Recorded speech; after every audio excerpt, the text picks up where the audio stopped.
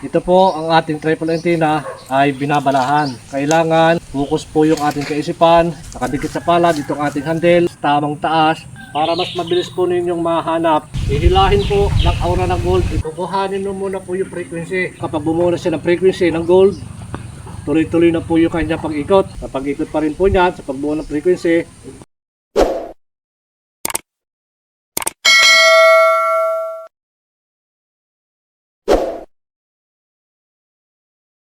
isang mapagpalang araw po at magandang buhay sa ating mga kababayan, sa ating pong mga ka-TH. Demo pa rin po ng Longres Locator, triple antenna at isa pong single antenna na pinusuan po ng ating isang ka-TH mula sa probinsya po ng Lanao del Sur. Dalawa po ka-TH ang may-ari na po nito at isa po ang probinsya. Muli mga kababayan, ito po ang ating triple antenna ay binabalahan. Kung ano po yung ating ibabala, yun po ang ilulukit ng ating triple antenna. Pero pag magbabala po kayo ng silver, gold, ay huwag po ninyo pagsasabayin sa balahan po ng ating triple antenna. Kung gold lamang po mga kababayan, gold lang po ang ating ibabala. Hindi po sila pwede magsabay. At sa paggamit mo pa rin po ng triple antenna, kailangan ito pong dulo ng antenna ay nakakurb po pababa at tuwid, at mahalaga pa rin po na ipahid ang dulo ng antenna sa lupa bilang pagpapalakas ng frequency po sa ating site at mabilis po niyang mahanap. Yun pong ating target. At mahalaga rin ka-TH, sa paggamit po pa rin po ng triple antenna, kailangan focus po yung ating kaisipan. Wala pong suot na relo, singsing, sikaw, at cellphone po na nakadikit sa ating balat na nakalagay po sa biwang. At ganito ka-TH, sa paggamit po ng triple antenna, sa pagsisimula mo, kailangan ang paghawak po natin ay palad po, nakadikit sa palad itong ating handle, at pisil po yan, tamang pisil, hindi naman po sobrang higpit. At sa pagtaas po niyan ka-TH ng ating triple antenna, manggagaling po sa baba, dahan-dahang itataas, tamang taas, at hahayaan na po natin siyang gumalaw kung saan po yung kanyang ilulukit o hanapin po ng ating triple antenna.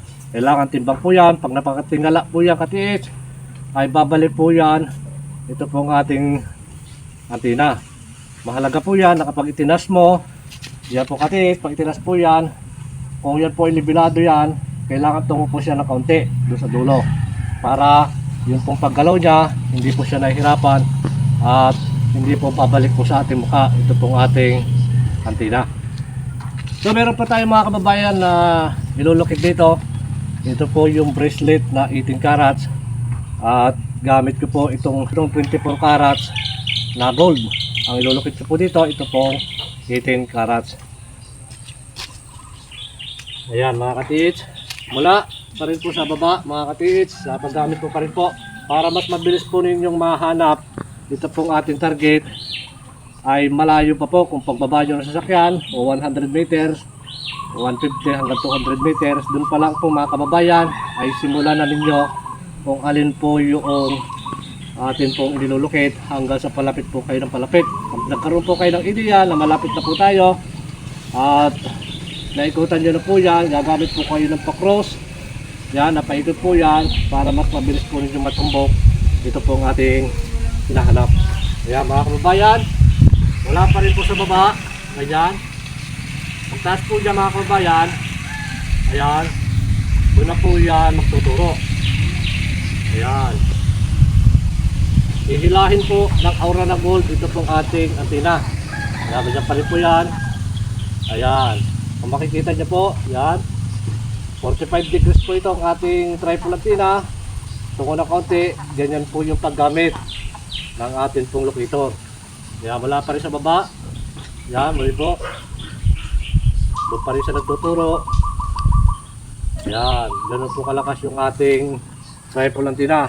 Pinapaalala ko rin po sa lahat ng ating mga kababayan na bago pa lamang po sa paghawak nitong locator, practice lamang po mga kababayan. Wala pong nagsimula na marunong na agad. Ayan, wala pa rin po sa baba. Ayan. Doon na po yan nagtuturo. Ayan, ganyan po yan. Yan. Doon na po yan nagtuturo mga kababayan. Ayan. Ito pa rin. Kahit po yun ipaulit-ulitin natin, pagka ang detection po niyan ay doon lamang, wala po ibang tuturo itong ating rifle antenna. Ayan, ito pa rin. Doon pa rin siya tuturo. Ayan. Yan. At ito po ay aking lalapitan. Matapos po ninyong yan ay paikutan at makorner nyo siya sa paggamit pa rin po ng ating rifle antenna sa paghawak. Kailangan may distansya po tayo. Hinawakan mo po ang rifle antenna, kukuhanin mo muna po yung frequency.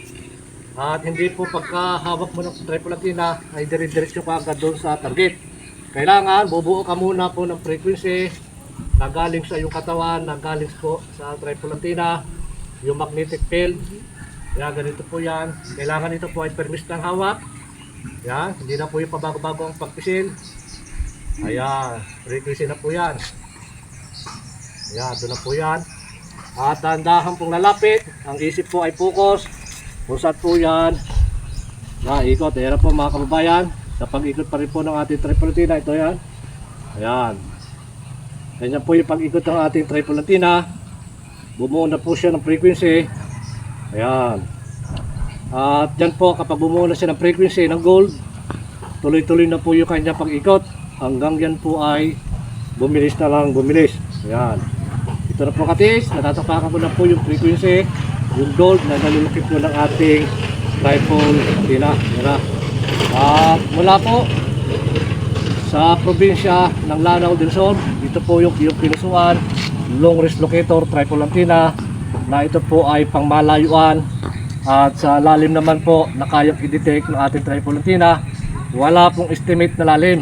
Kung gaano po kalalim yung kayang abutin, yung ibinaon ng hapon, ganon po kalalim yung kayang abutin po ng ating rifle antenna.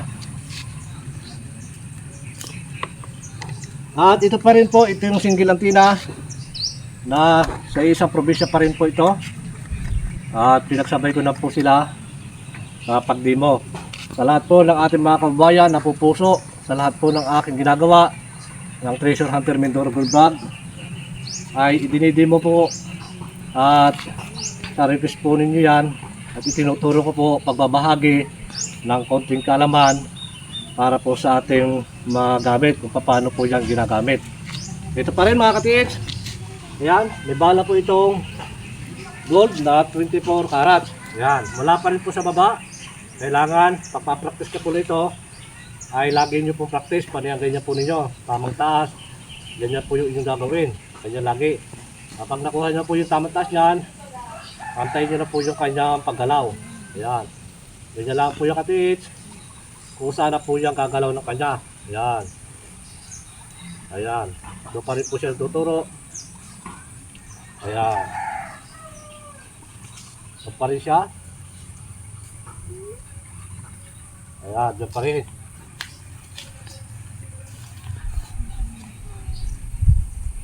Doon pa rin. Ayan, ito po yung paggalaw ng ating single antenna. Yan po ay segundo lamang. Maging doon po sa rifle antenna at dowsing rod, Japanese aura meter, Japanese 1. Yan. Ito po, at saka na rin po sa improvised back. Yan, ito mga ka-TH. Yan po yung paggamit ng ating single antenna. Kailangan, kung pantay po yan, liblado, tungo lang po ng kaunti yan. At ito po ay, kung sa rifle antenna, liblado din po yan, pantay po yan. Dahil yun po yung aking ginagawa, na hindi po dapat tagilid, na kapag hinawakan mo po yung rifle antenna, nakabalingkag po yung ating ibabaw. So kailangan po yan pantay lagi, para hindi po nahihirapan kumaliwat kumanan ito pong ating mga locator. So mga kababayan, ito po yung aking lalapitan gamit po ang single antenna. Ayan, sa pagbuha mo pa rin po ng ground, ganito pa rin po yung gagawin. Yan, doon pa rin yan. Ayan, mahalaga ka-TH na yung kaisipan natin ay focus sa atin pong hinahanap. Kung saan po natin yung makikita, napakahalaga po niyan. Kaya kapag dito po yan, yan, kapag tinapakan ko na po yan, ulit po itong bearing ito, kaya bubukasan ko pa ito ng WD-40. Ito na ka-tiits. Yan.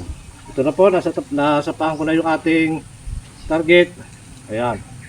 Tuloy-tuloy na rin po yung kanyang pag-ikot. Maluwang pong umikot ito dahil ito po ay magaan. Ito po ang ating single antenna. Ayan. Sa pag-ikot pa rin po niyan, sa pagbuo ng frequency, ayan, ganyan po yan. Ayan. Madali po yan ang paggamit po ng ating single antenna. At mga kababayan, mga katiis, dito pong dalawa, isang triple antenna at isang single antenna, ay pwede nyo rin pong gamitin.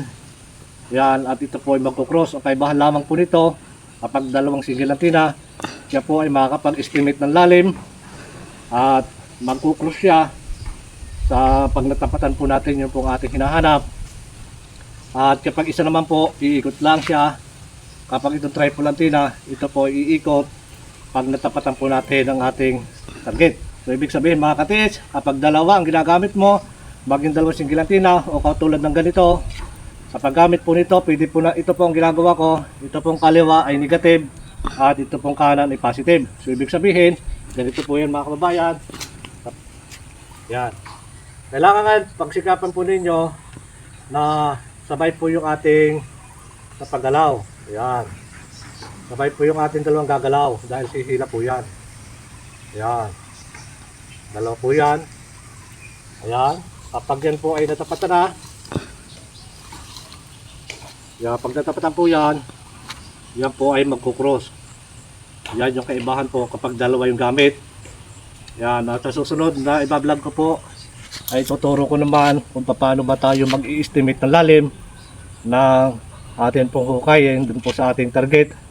At muli po mga kababayan, mga katiits, maraming salamat pong muli. Mula pa rin po sa probinsya ng Lanao del Sur. Ito po yung inyong pinusuan, isang triple antenna at isang single antenna. At muli po, maraming salamat sa inyo lahat. At shoutout po sa inyo lahat. Ganoon na rin po, pagpalain tayo ng maraming biyaya at higit po ang isang magandang kalusugan. Maraming salamat mga katiits.